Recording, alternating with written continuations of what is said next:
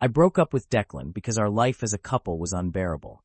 He yelled at me for not caring, saying I could even fall asleep sitting on his lap.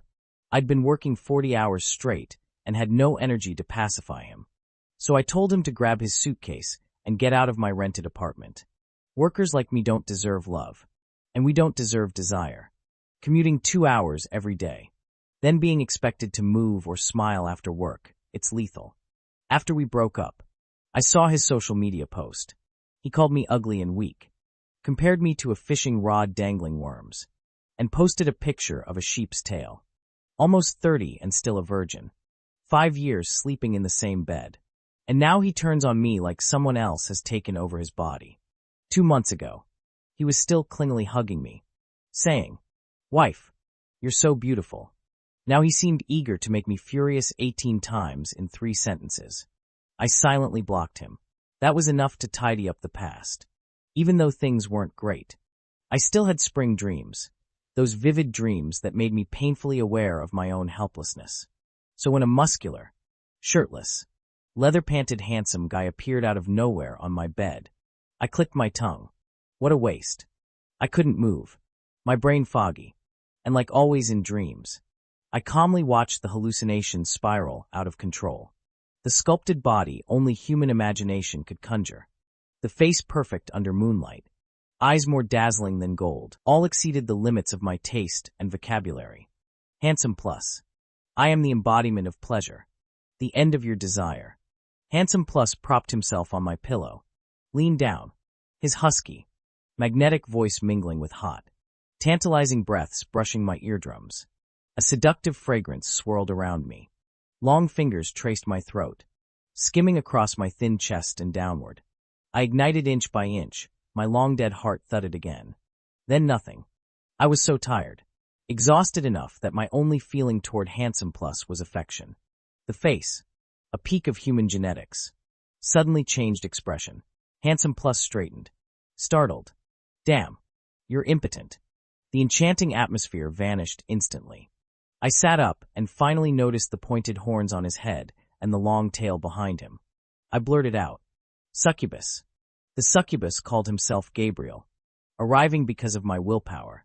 Apparently, I wasn't entirely indifferent to impotence. I'm a materialist. In my 27 years, I never even believed in astrology. And yet here I was, encountering something utterly mystical. Fate has a sense of irony. After learning my situation, Gabriel stopped. He sat on the edge of my bed, arms crossed over his knees, brow furrowed. "Look, I'm ranked number 1 in the succubus world. From 80-year-old men to 18-year-old girls. Everyone falls for me. Who do you think you're looking down on?" That slippery long tail slithered under my clothes, teasingly wrapping around me, forbidding distraction. I was soft and passive, without a trace of temper. "Sorry, this really isn't convenient for me. If you're pressed for time, I can introduce someone else, full of energy, guaranteed to satisfy."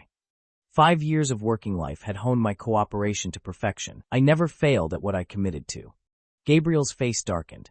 "You're trying to push me onto someone else?" I smiled awkwardly. "I'm not worthy of such luck." Before the words were out, Gabriel's perfect face suddenly loomed in front of me. He grabbed my chin and kissed me, a dizzying heat flooding my mouth. My spine tingled, goosebumps rose, and fine sweat appeared along my temples. After the kiss, he looked down, disappointment in his eyes. I've always been the helpful type, especially unable to see a handsome guy upset. I tentatively asked, "Do you want me to take some medicine?" Gabriel took that as an insult. He stayed, confronting me directly. Because of my impotence, the succubus became a mere spectator. Gabriel, having come, accepted the situation, unable to take me fully. He simply stayed on my bed. All night, he tested me inside and out. He created countless scenarios, but never reached the final step. For me, the best dream was just dreaming that I was asleep. I didn't even want to expend energy in dreams. I respected Gabriel's work ethic, but still gently reminded him that the effort-to-reward ratio was terrible. He was dedicated. Yes, but my sleep was once again sacrificed. The succubus was gorgeous. Yes, but exhausting. Before dawn, I escaped to the office to work. taking a short rest before starting. Alone. I looked like I was drooling over someone fully cured. A faint sense of death lingered.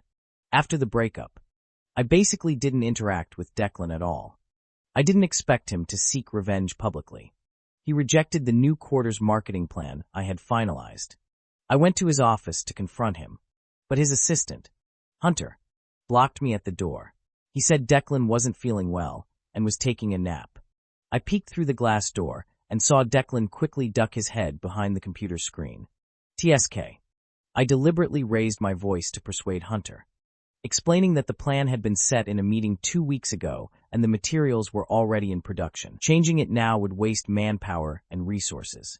Hunter looked at me disapprovingly. Don't you care at all about Declan's health? He works so hard for the company. I thought at least you'd ask if he's overworked. I nearly choked on my tea. Hunter was Declan's junior, with delicate features and gentle eyes. He was the only person in the company who knew about Declan and me. He hadn't done any hard work with Declan before. And now he was standing in front of me, my dark circled, exhausted face, saying such nonsense. Before I could respond, Declan pushed the door open and came out. What's the matter? He asked coldly. I repeated what I had said to Hunter. Oh, that, Declan rubbed his chin. I want Hunter to get some experience. Hunter froze for a moment. Then his face lit up with joy. But after glancing at me, a worried expression returned. I heard Connor spent a lot of time on the previous marketing plan. I'm new. What if I mess it up? Declan patted his shoulder. Don't worry. With me here, no one will give you a hard time. The world is like a massive rookie depot, full of big packages and small ones. Hunter changed my proposal into a new PowerPoint template, tweaked a few lines, and claimed it as his own. Fine. At least the materials weren't wasted. I stayed up late that night coordinating with 3 marketing agencies, checking for errors caused by his minor changes. As soon as I walked in the door at home, I collapsed onto the sofa. The next morning, birds were chirping outside, and in a half-asleep haze, I felt someone kissing me. I thought it was Declan and, still groggy, responded. I lifted my arm and wrapped it around a solid body.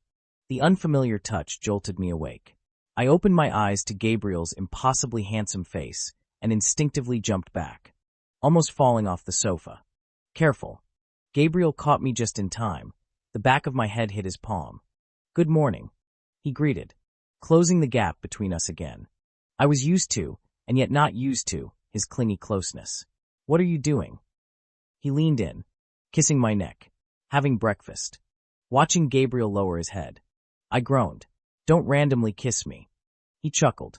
You know, I left my mother when I was little. This is all I get to eat.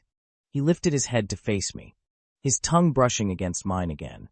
My ears tingled and my head felt light. Gabriel, being a succubus, needed essence, so he drew my saliva as he pleased. I couldn't resist. Sometimes I felt my saliva production couldn't keep up with his needs. He would carefully stretch my mouth, kissing me until my tongue swelled. I shivered, legs trembling, utterly weak. When I collapsed into a puddle of exhaustion, Gabriel breathed against my ear seductively. Morning is when human essence is at its peak. I glanced at the clock on the wall, 10:40, and tried to push him off the bed. Years of working life had trained me like Pavlov's dog. The only thought in my mind was being late. Gabriel hugged me. It's the weekend. I didn't believe him until he showed me his phone. Seeing the date, I finally relaxed. Gabriel had prepared brunch for me. Red wine, steak, and buttered shrimp. I guessed he'd never needed to care this much for a human before.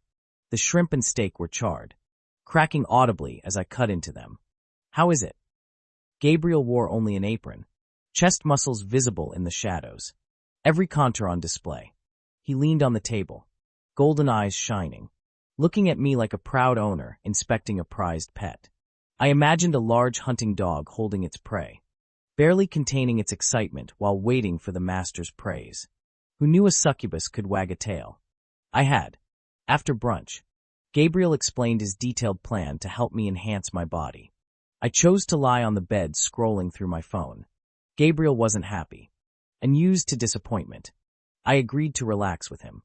We snuggled on the sofa, watching shows, drinking cola, and eating fried chicken and chips. He spent half an hour kissing me relentlessly, turning my mouth into a wasteland. Gabriel was mischievous. After the show, night fell. Gabriel prepared an essential oil bath. I sat in his arms, bodies entwined.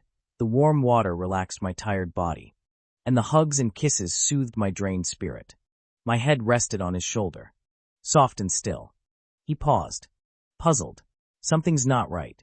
You still don't seem interested. I didn't answer, just reached up to touch his chin. He sighed, holding me close. I couldn't help but say, why don't you just come? Maybe I'll adjust myself. That would produce low-quality essence. I want you to desire me from your heart, to admire me, to want to merge with me. So far, you haven't felt any real emotion. Gabriel took my hand, kissed my palm, then placed it against his face, looking both attached and mournful. Have you never truly felt it? 10. No feelings. Actually, there were. Honestly, I don't even know what I liked about Declan back then. We met during a business simulation competition. I don't remember who won, but neither of us did well. As I watched someone receive an award on stage, he came up beside me and suddenly said, "The top spot is always rigged. Rich families have it all arranged." I turned to him and saw his jaw tense, eyes sharp as stars, staring at the stage without blinking. His gaze was sharper than a knife. He said, "I just can't accept this." Later, I realized he went to the same school as me. We started talking. Eventually, he invited me to start a business with him. When he reached out to me, he was just a wild youth in ripped jeans with a secondhand gym bag. Still, I instinctively took his hand, and he blushed for a moment.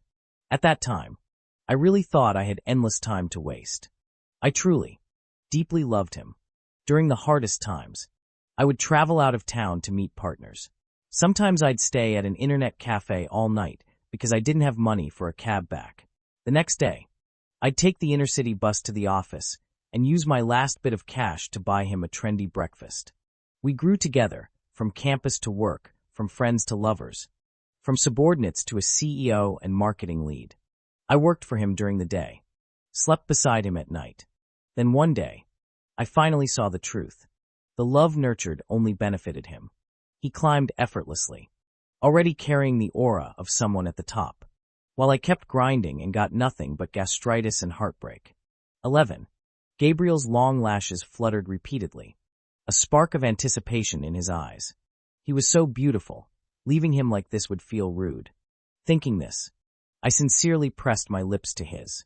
Just before our lips met, my phone rang, even knowing it was unlikely to be urgent. I tore myself away from the sticky, intimate moment and reached for it.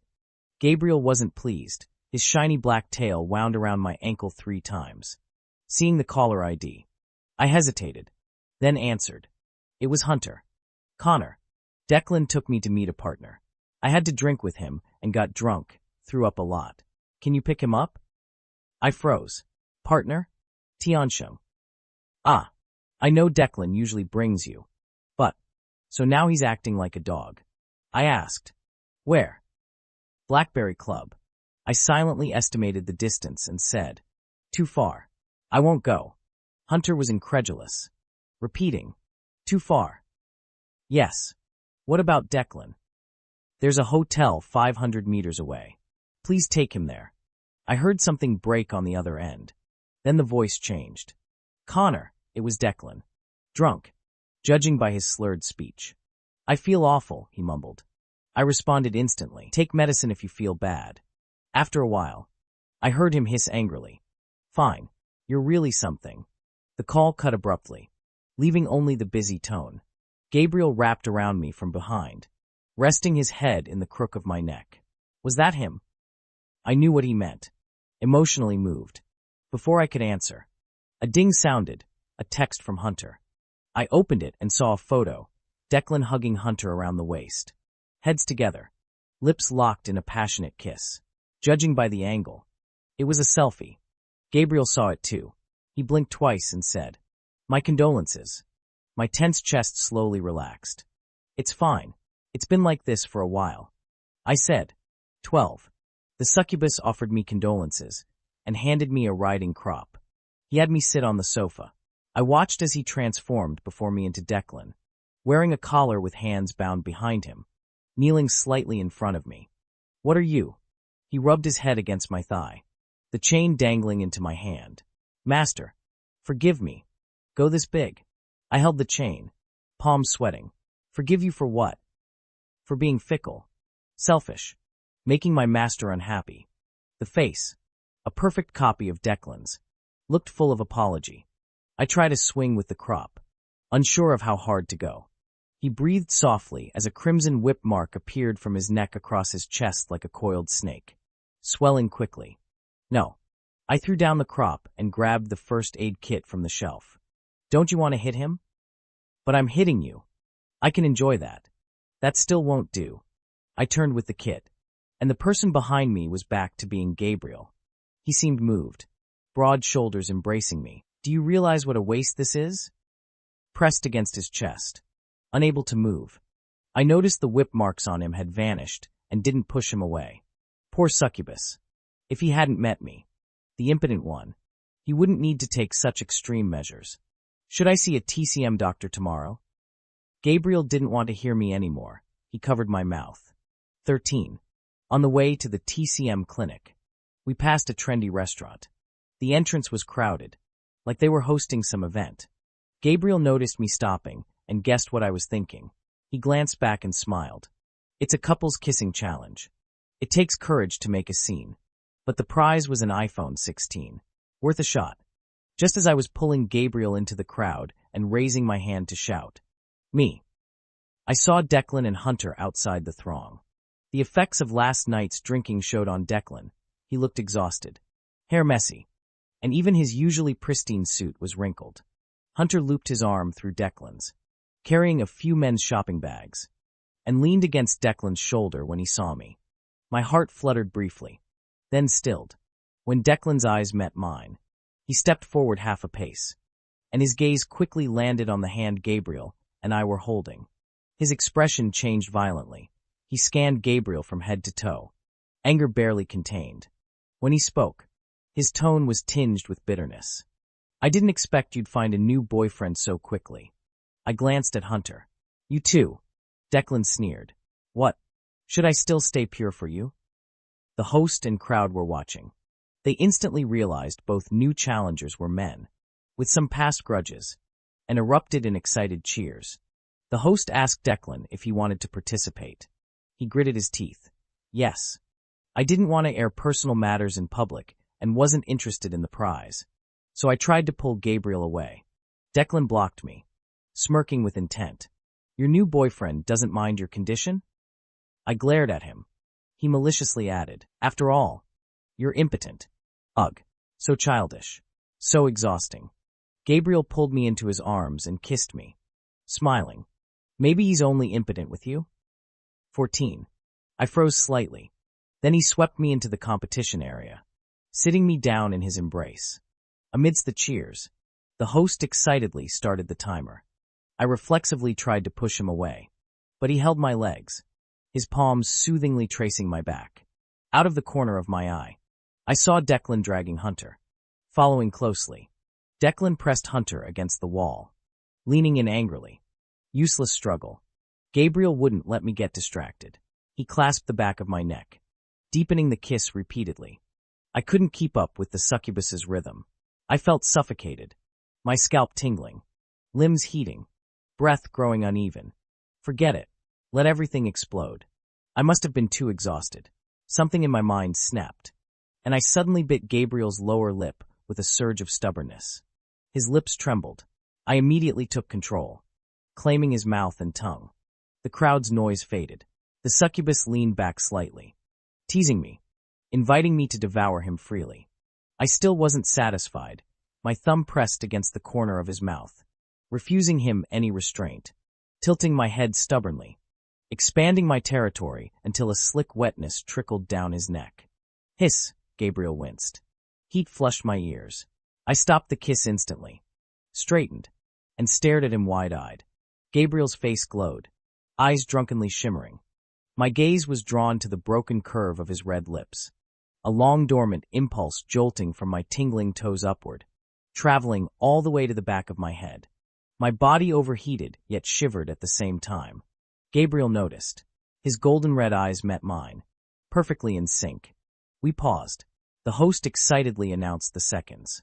Declan pushed Hunter aside, wiped his mouth, and stepped forward, agitated for some reason. "I won," he muttered. I didn't move. Declan knew me too well. He immediately guessed my state. His eyes dropped sharply. His face turned pale. The first hint of a bud. Gabriel was the dragonfly. "I told you. He's only impotent with you." I'd never felt the raw power contained in Gabriel's body so clearly. He stood up holding me, walking out of the crowd. His strong arm supported me steadily in midair. No jolts. No escape. Declan grabbed my arm. "Where are you going?" A slap sounded. I realized something had struck his hand.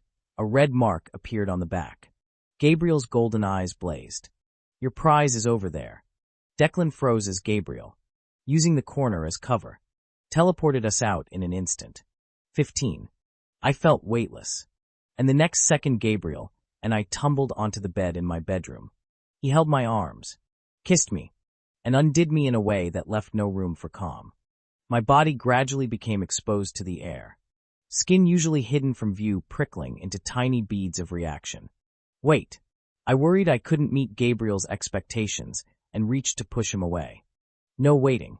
Gabriel straddled me, taking off his shirt in front of me, revealing a physique that made me swallow hard. He lifted my hand, placing it on his chest. "This is your prize." The warmth beneath my palm sent my heart racing. "This is mine." A hot, intoxicating scent drifted into my nose, and my body flared. Gabriel ignited me, burning me, melting me like wax. The phone slid across the bed, ringing just then. Reflexively, I reached for it and accidentally hit the call button.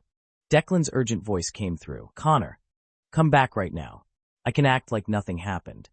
My consciousness slowly peeled away from the feverish haze. Declan's proud nature meant he never softened his words. Whenever we clashed, he only forced me to yield through stronger pressure. "Declan, we've already broken up." "Why? Didn't you post on social media? Saying I'm ugly, weak, unworthy," as if waiting for me to say that. He shot back immediately. "That post was only visible to you. You kicked me out. Shouldn't I be angry?" "Only visible to me. What about just now?" Declan raised his voice. "So you're going to give me attitude over something so small? You weren't like this before." I hadn't expected him to feel no guilt at all, and I was momentarily speechless. "And the kissing photos. Yesterday. I just wanted to piss you off. Nothing happened with Hunter. Not just him. Not just that one photo." Declan paused briefly, then softened his tone. "I was just overworked, trying to relieve some stress. I never crossed the line." A sharp pinch at my thigh made me inhale sharply. Declan on the phone noticed. "What are you doing?" Gabriel chuckled lightly. I held his mouth shut with my hand, whispering, "Don't mess around." Declan's angry curses blared. I moved the phone slightly away from my ear. A hand appeared in front of me, pressing the end call button, muting the sound, then tossing the phone onto the nightstand. Gabriel's radiant face leaned close, warm breath brushing my ear. "Stop thinking about ruining the mood. What should I think then?" Gabriel entwined our fingers perfectly, palm to palm. Me. Those dazzling golden eyes locked onto mine. I couldn't look away. This is what a succubus feels like. I surrendered, wrapping my arms around his neck, drawn into the swirl of molten gold. The phone kept vibrating, and so did I. Finally, it slipped off the nightstand and vanished from view. The last message glowed on the screen. "You'll regret it. 18. I'd been indulged too much. By Monday, returning to the office, I felt like my skin had been stretched open. Colleagues commented that stars and tiny flowers seemed to float visibly around me. But my happiness ended abruptly. Declan had gone insane. Only then did I understand what he meant by, "You'll regret it." In the conference room, Hunter stood beside Declan, dressed in a proper business suit, exuding elite energy, a watch on his wrist worth a downtown apartment. Declan announced to everyone that Hunter was the new marketing director. My head buzzed. I was shocked, but not surprised. Declan's bloodshot eyes locked on the hickey on my collar. Then he added another decision. The project in my hands would now be Hunter's responsibility. Everyone knew I'd run around for this project for almost 2 years, doing the marketing director's work all along. Declan had even publicly mentioned that an official appointment would come at year-end. Countless sympathetic glances were thrown my way. I seemed to have become a thoroughly unlucky soul. Fatigue washed over me. A colleague spoke up. "Declan, this project is exhausting. Handing it to Hunter might not be suitable." Others echoed, "Yeah, Connor's been handling this from start to finish.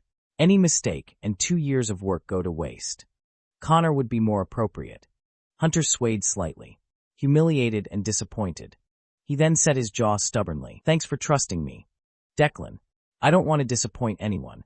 Declan ignored him, fixating on me. Hunter and Connor were classmates. Hunter was first in the business competition. Projects in this company always go to the capable. Handing it to him reassures me. First in the business competition. I remembered his old line. The first place is always rigged. A bitter smile tugged at my lips. So irritating. "Connor, what do you think?" I composed myself, took a deep breath, and forced a smile. I thought I'd say, "Screw this. I quit. Idiot." Instead, I said, "I trust Hunter to show us his capabilities." 19. Changing leadership at the last minute is a cardinal sin in business. To justify his actions, Declan started picking apart every project in my hands, whether completed or in progress, whether successful or underperforming. He found flaws nonstop. From morning until afternoon, batches of people were called into his office, and furious shouts of abuse spilled out the door. One colleague who had spoken up for me even cried on the spot. No one dared approach me or ask about work. Usually, I was so busy I barely looked up, but this time I had hours of idle time. It felt strange. I walked to the water cooler with a cup, only to find the tank empty. A male colleague from the programming team, looking a bit worn out, was bent over, lifting a water jug, his arms shaking slightly. "I'll help." I reached out. He elbowed me hard. "No need." I staggered back, stunned, standing in place. Whispers arose nearby. I turned to see 2 or 3 people clustered together. When our eyes met, they immediately looked away. Collateral damage, troublemaker, really messed up. Huh. Fragments of conversation drifted to my ears. Water was out of the question. I turned back to my desk. Before sitting, a quiet voice said, "Don't be sad. They lost their bonuses and are in a bad mood. It's not your fault." I looked around. No one met my gaze. He sighed and sat down. "Long time no see. Connor." The first greeting of the day came from a small business owner visiting to finalize payments and discuss new cooperation. He smiled brightly and reached out to shake my hand. I was about to stand, when Declan's voice preceded him, warmly greeting the visitor. The owner turned, saw Declan and Hunter behind him, and promptly shook hands with both. Declan told the visitor that all future communications should go through Hunter. "Does Connor have other matters?" the visitor asked. Declan gave a half-smile. "Hollow." Hunter pulled the visitor aside to whisper explanations, the visitor leaning in to listen.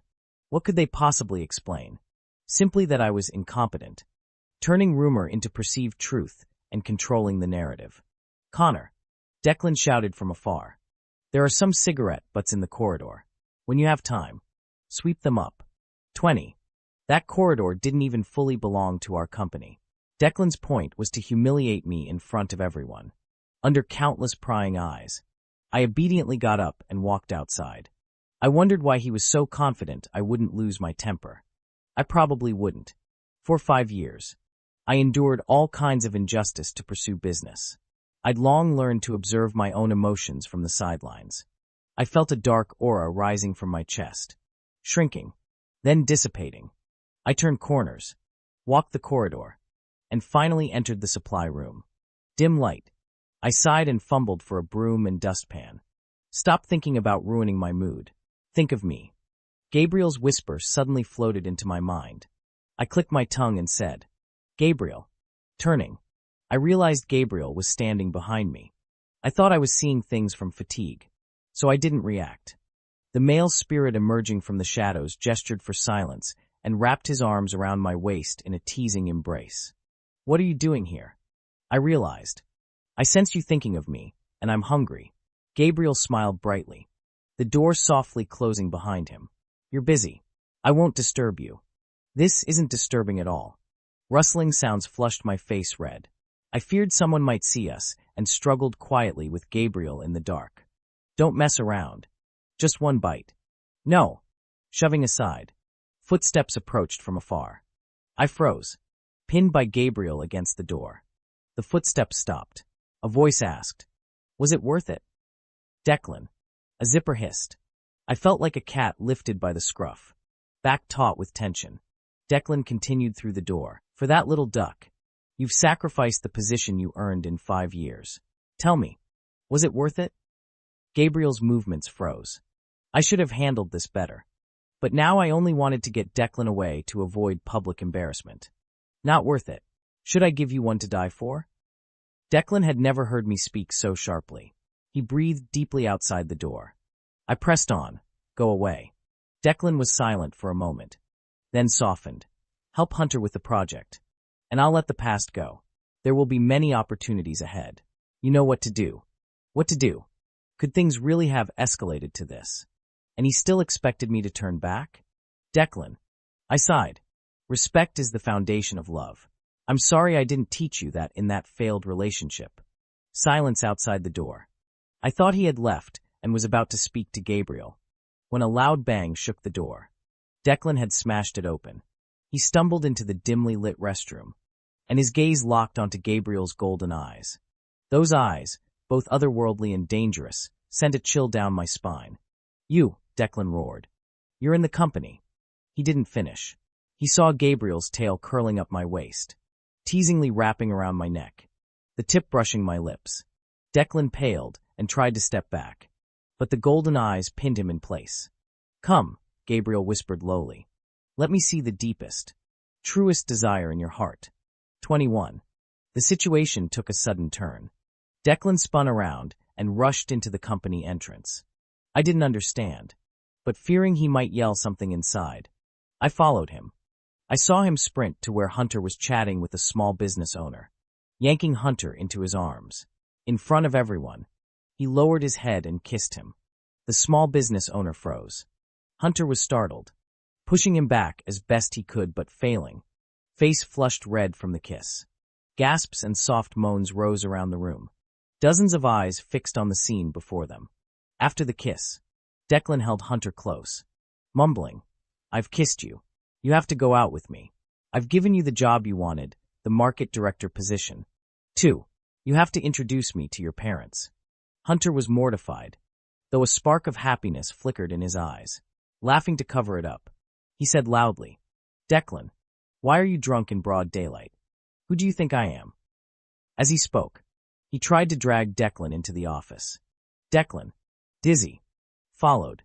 The office door wasn't fully closed. Through the crack, I saw him pressing Hunter against the wall. Then came the sticky sound of, wetness. The entire company fell silent. Dozens of eyes turned toward me again. I coughed twice and stepped back outside the doorway. Whispers started up again, louder this time. "Impossible? He ruined Connor's project for his lover?" I'm seriously going to break down. This has nothing to do with work. It's bullying. Oh my God. Gay men. I feel so sorry for Connor. The dark, oppressive weight on my chest gradually dissipated. Gabriel whispered softly into my ear, "You like this kind of person? You'd be better off liking me." I couldn't argue, only sighed. "Want me to take another bite?" The demon asked for his reward. My ears turned red. "Teach them, go to the bathroom." 22. That day's incident spread beyond the company, leaving a bad impression. Declan didn't remember the demon, nor why he acted that way. But to quell the negative public opinion, he publicly slandered me to justify Hunter's appointment. I confronted him. "Why are you doing this? The truth isn't like that. The truth doesn't matter.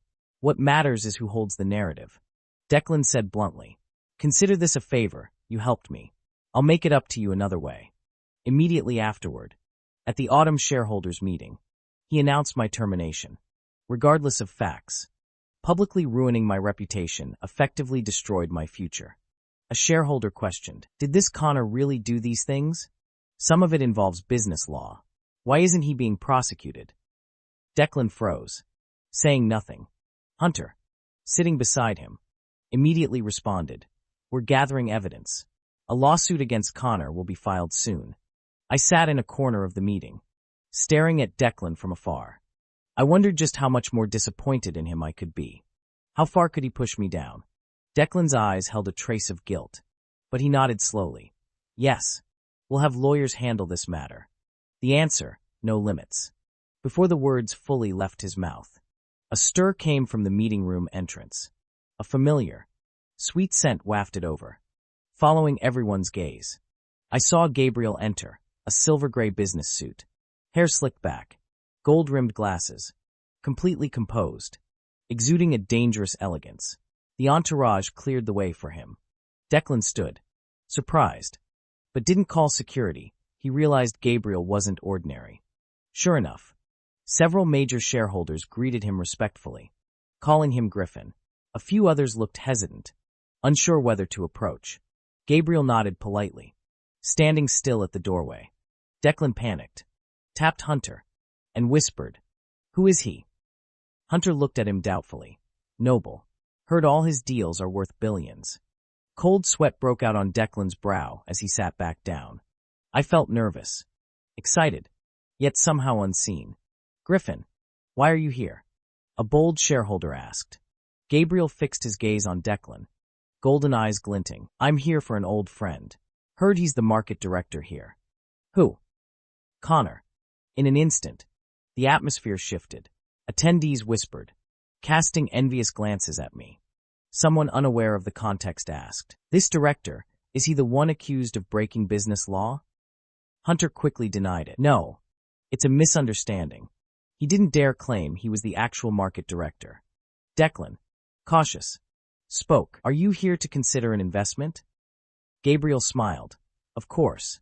I have confidence in my old friend." The shareholders erupted. Some said Griffin's investment would be at least $10 billion. Before Declan could speak, they praised my great achievements and reinstated the project Hunter had taken, assigning it back to me. As Declan said, the truth didn't matter. Gabriel held the narrative. Hunter's face turned pale, green, and red in turns, embarrassed or frustrated at missing his chance to curry favor. "Director, over here." Someone guided me to Gabriel. I looked at him, half in disbelief. His eyes were the same golden ones I knew, yet haughty and proud. A capital air aura made him feel untouchable. Yet that distance vanished when Gabriel winked at me. "I just thought of something. Come with me. I'll invest in a company, and you'll be the CEO." No. The shareholders insisted he stay. "The director can stay and still be CEO." Ridiculous. Completely ridiculous. Through the crowd, I met Declan's pale, tense gaze and pulled a sharply mocking smile. 23. "Gabriel? Griffin." On the ride back, I hesitated, then asked him, "Are you really a wealthy heir?" Gabriel's haughty, indifferent expression softened. He smacked a quick kiss on my lips. "No." I froze. "Then you." "I'm a succubus," Gabriel said, resting his chin on his hand with a smile. His scent filled the confined space, clouding my thoughts. "I can be anyone I want." "Amazing, Gabriel." I suddenly felt a bit sad. He didn't need to do so much for me. After all, between us, it was only a supply and demand relationship. "Why are you being so good to me?" I accidentally voiced my inner thoughts. Gabriel lifted my chin. "Is it hard to guess?" Yes, it was hard to guess. Still, I followed my heart, slowly climbing onto his lap, lowering my head to kiss the corner of his smiling eye. "Master, be gentle with me." 24. I resigned. No one expected me to leave so decisively. The ones who truly want to leave don't look like it. Maybe one morning they're working seriously. Everything seems normal. They grab a coffee at noon, and when they return, they submit their resignation. When I was so exhausted that my emotions were worn away. The first time I discovered my impotence. Countless times I questioned the point of work. This destructive urge always loomed like a button in plain sight. until Declan effortlessly handed over the project I'd managed for 2 years to Hunter. I pressed the button. I wasn't even allowed to open the computer again. One cardboard box. I carried away all my work from 5 years at the company. 25. With severance pay and stock repurchase from major shareholders. I had 7 figures in hand. I traveled with Gabriel. On the high-speed train, I pretended to post to social media. A photo of my smooth profile by the window captioned, "Life is a wilderness, not a track." 5 years, except for business trips. I hadn't even left the city. Now I had money, time, and a handsome man by my side. I had to enjoy it properly. I climbed snowy mountains, gazed at the sea, rode horses on the plains, chased sunsets in the desert, kissed under the free sky, reveling in pleasure with Gabriel. I felt better and better. Leaving the company was probably the best rehabilitation. Soon, Declan began calling nonstop. I blocked one number. He used another. "Connor, do we really need to go this far?" I sent him 2 photos of Gabriel and me playfully wrestling without clothes. He finally stopped.